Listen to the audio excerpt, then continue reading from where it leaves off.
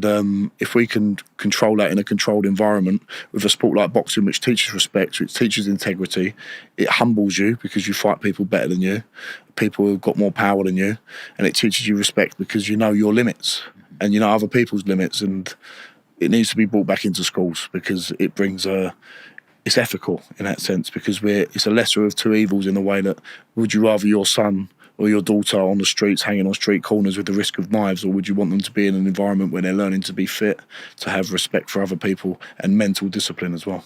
There's a lot of organisations that have been around, box up crime, gloves up, knives down, and I know how I was speaking there about ways you aim for people's heads and things like that.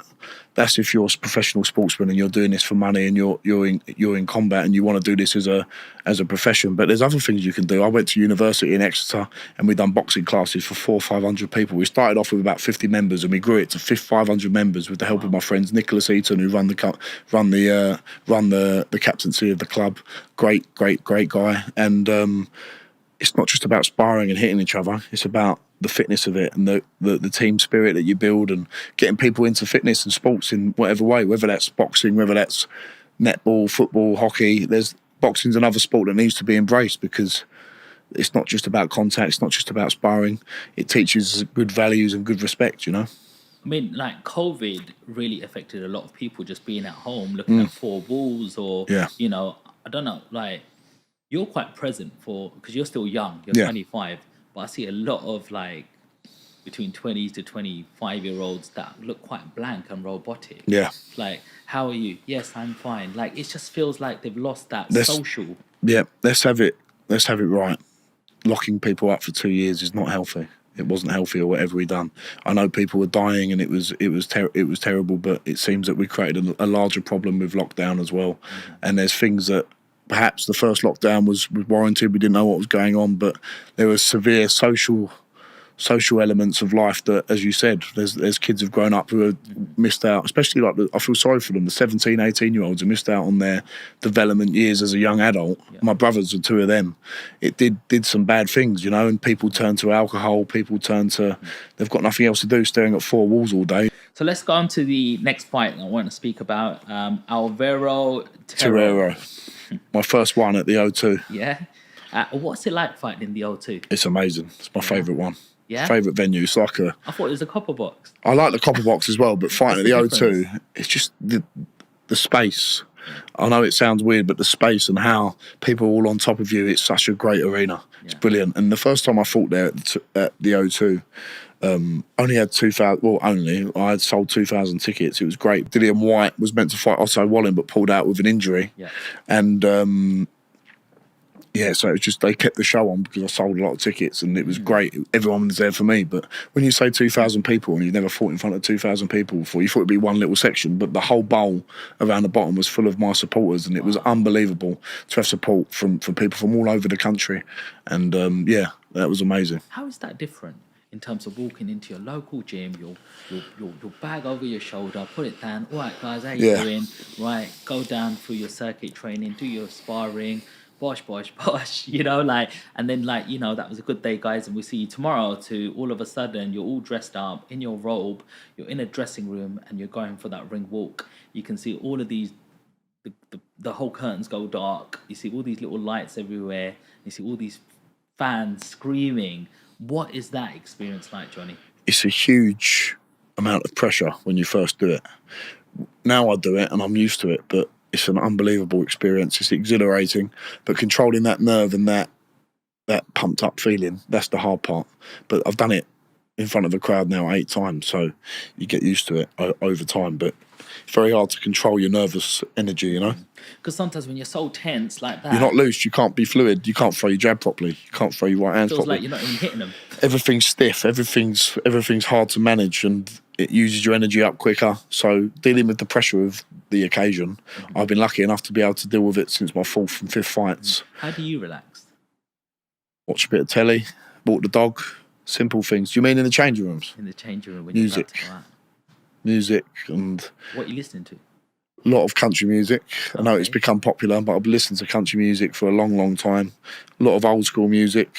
And I've think about what the work I've put in, you know, and I couldn't have done any more. So whatever it will be is what my destiny is. So there's no stress of thinking about could I have done more, because I know every single time I do as best I can. I know your family support you a lot. How important is it to have them around when you're I don't have my dad in the change room or near me on the fight night. No. It's business, it's professional. My dad gets nervous like every dad would, my mum. Yeah. They know when we go into fight, they've done all the work before, they put loads of work in, but me, my trainers, my training team, that's all I need around me. I don't like having a big entourage around me. We're there to do a job, we get the job done and we can celebrate after. So Terrero, would you say he was a journeyman because he's won 5 and he lost 13? Yeah, he was a journeyman. How do you prepare for a journeyman? Like, you know, they're hard to break down. It's different. It's different. You have to break them down a little bit in a different way. But a lot of fighters on their way up, they could have 8, 9, 10 fights fighting journeyman, you know. But that's part of the experience. They serve an important role in boxing, bringing fighters through, and they're still tough to break down. And if you can knock your journeyman out, it's a good statement to make, you know. And they're part of the building blocks to becoming a better fighter. And don't get me wrong, it doesn't mean Terrero, he still came and had a good go, landed a few right hands on me. Yeah. He still comes and game. He wasn't one of these guys who just tucks up and tries to survive. He still comes and has a very proud man, and I'm still in contact with him today, and he's a good man. Nice. But round 2, 1 minute 25 seconds left, and the knockdown comes in, Tao comes in. Yeah. How does that feel? Amazing, especially after selling that amount of tickets. I caught him on the temple, followed it up. It wasn't the cleanest knockout. It was like a less clean version of the Babic knockout, scuffing shots and coming through, but the power was there to be seen, and he kept getting up. I think he got up 2 or 3 times, and it was just great when the Tao came in and can celebrate afterwards. One thing I love about you, Johnny, when I was watching your fights is you're going in, bang, bang, bang, like you normally think someone's full of aggression and temper and they've lost it. But I see you hit somebody just as their knee was touching the floor, and you hit them, and straight away you gave him a hug and kissed his head. Like it was like, whoa, he's not in a state of like demonism sort of thing. No. He's very present. I'm present in the moment, and it was an accident. It happens. I've seen other fighters do it. You're flying with your punches, and one comes in. But I just gave him a little acknowledge to say, look, I didn't mean that. There's no honour in hitting a man when he's on the ground, and he was a tough man, Danny Whitaker. Fought for the Central Area title, so like they call it the Central Area, but they do it in terms of Great Britain, so it's more the northern areas of England. Tough man, and as again, talk to him still to this day, and it's just in my nature to be like that. Obviously, you can switch it on and off, and that was a moment just to switch it off quickly and say, "You're okay." Where does that control come from?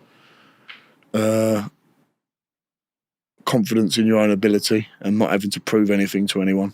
I know I can punch. I know I'm strong and I'm a powerful fighter. I don't have to prove anything to anyone. And it's being a sportsman and having a code of ethics and honour when it comes to fighting someone.